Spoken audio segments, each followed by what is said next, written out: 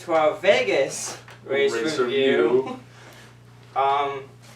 Basically, I think no one knew that after Stenhouse winning the 500 Kyle Busch winning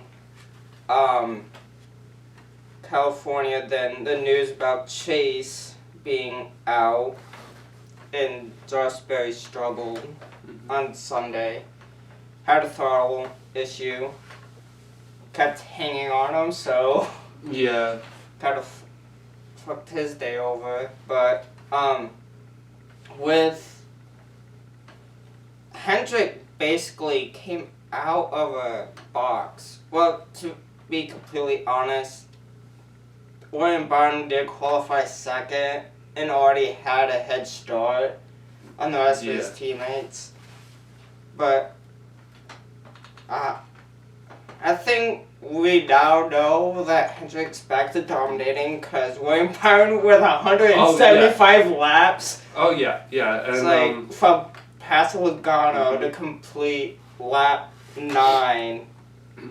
And Kyle Larson could probably be back to his 2021 self. I mean, Kyle Larson was good too. Just like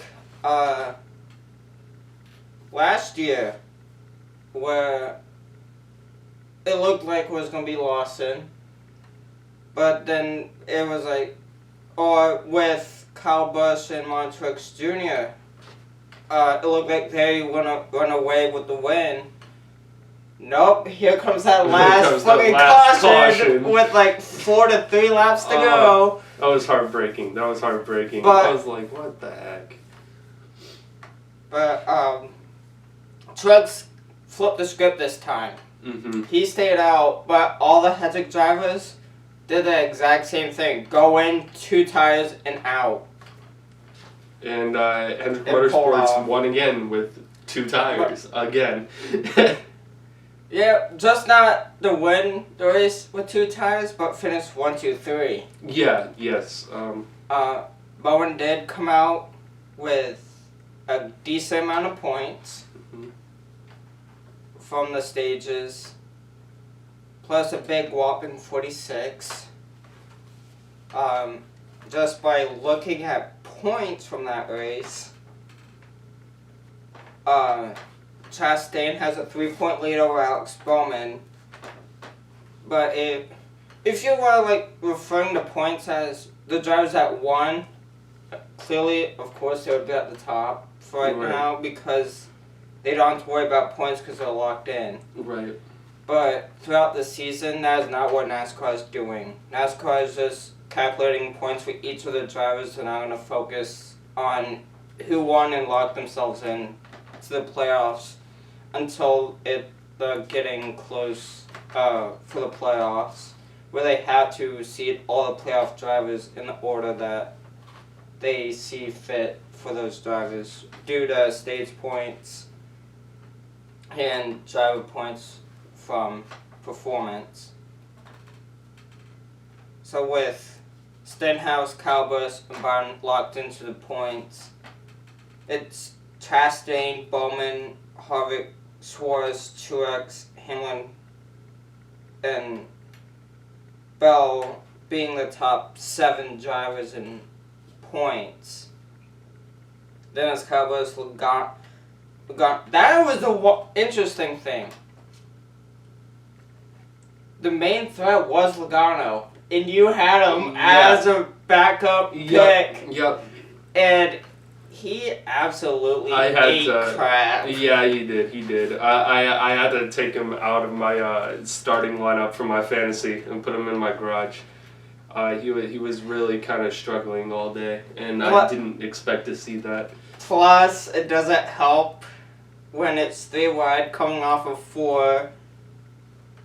We really couldn't tell what really happened if Joey was coming down to try to stay off the wall and Brad coming up because they were 3 wide. So, to be fair, I would say it was both of them, but it resulted into Logano getting forced into the wall hard. And we could say he part it is why I was saying free falling. Oh yeah. Because he did have a bit of airtime. But the one thing that basically screwed him was the 7-minute damage clock to get that toe link fixed. It ended his day. Yeah. It's like, you know what? As a person that did not choose Logano, I'm like, that's going to help Bowman in points. Yes.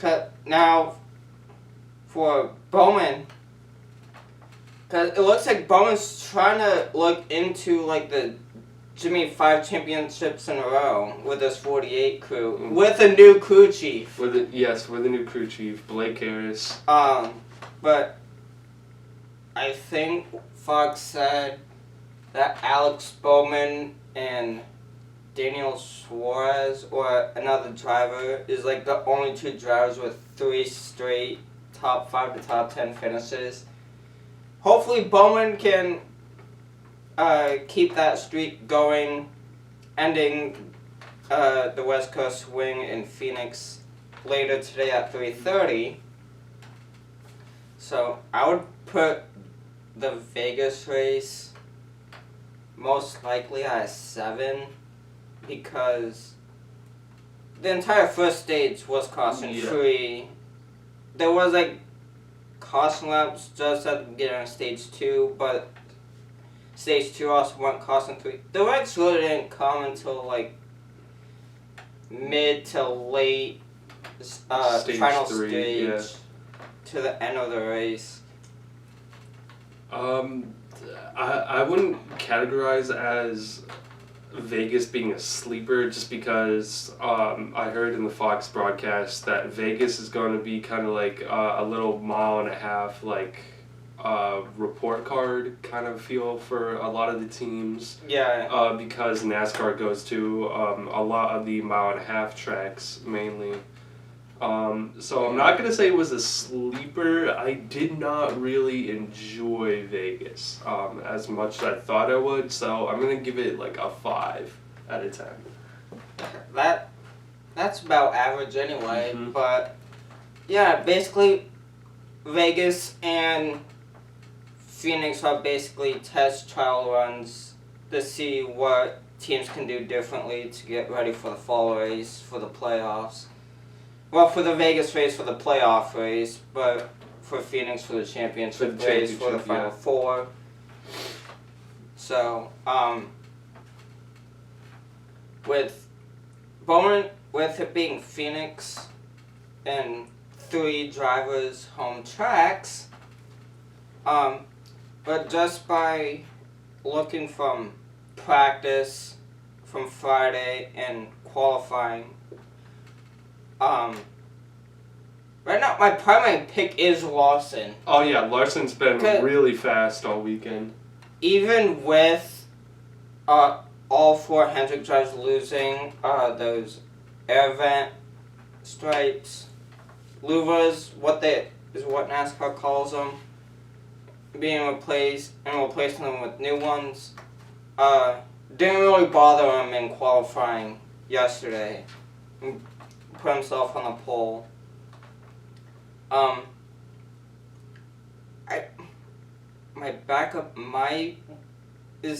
gut is for my backup pick is gonna be Bowman, because he is on this hot streak of top 5 finishes, but he is starting 18th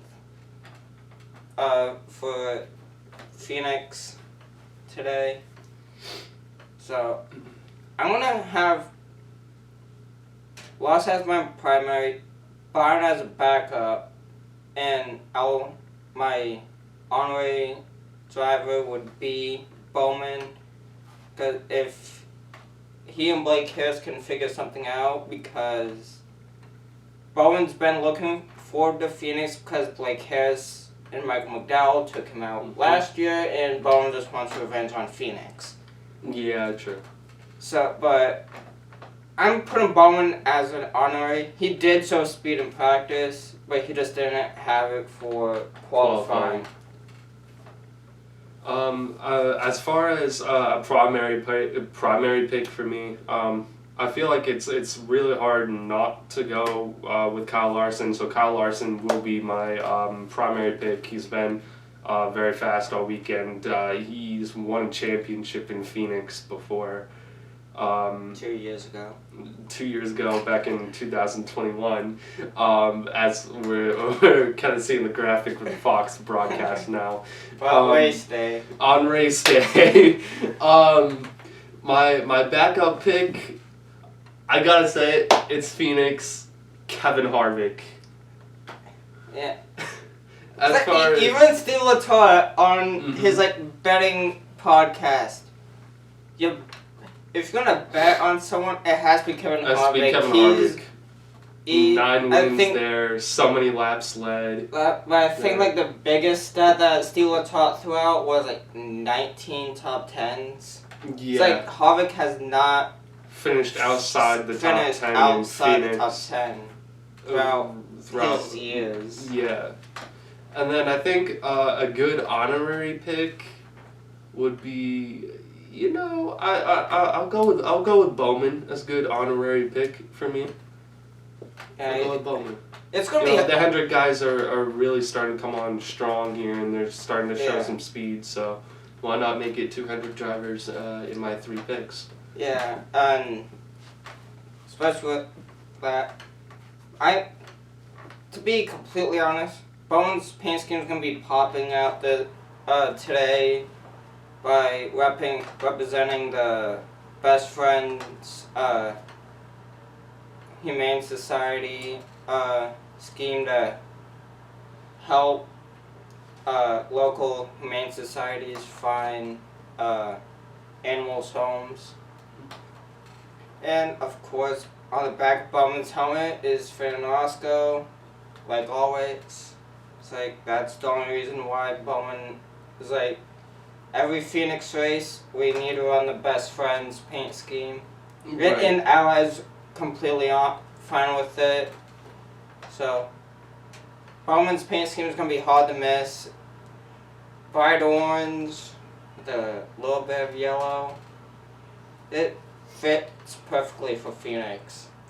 Oh yeah. So, those were our thoughts from the Vegas race and our picks for today's Phoenix race. Hopefully Bowman does get revenge on Phoenix. He hasn't be a good been track running for him to win it. He had with it being his home track, plus he needs to get revenge at this track ever since his pole and domination run in 2016 for Juniors. So yeah, I say Bowman has a good chance at Phoenix as long as he has the speed and Blake Harris can keep this consistency run going. And heck, if Chastain has a bad race today, wrecks out, Bowman's gonna be the new points leader. Yeah. So might as well. I'd say this is the furthest Bowman has been up in the points since he first went full time in 2018. So we'll see you guys later after the Phoenix race for that race review, and I will look into Atlanta. Chase Elliott has been measured to return within 6 weeks. As right now, notable tracks for his return is Martinsville, Talladega, or Dover. I'm leaning more on Talladega because less use of the left leg, because that's the leg he fractured. It just depends on how his leg heals. Right. So we'll see you guys for the Phoenix race review later today.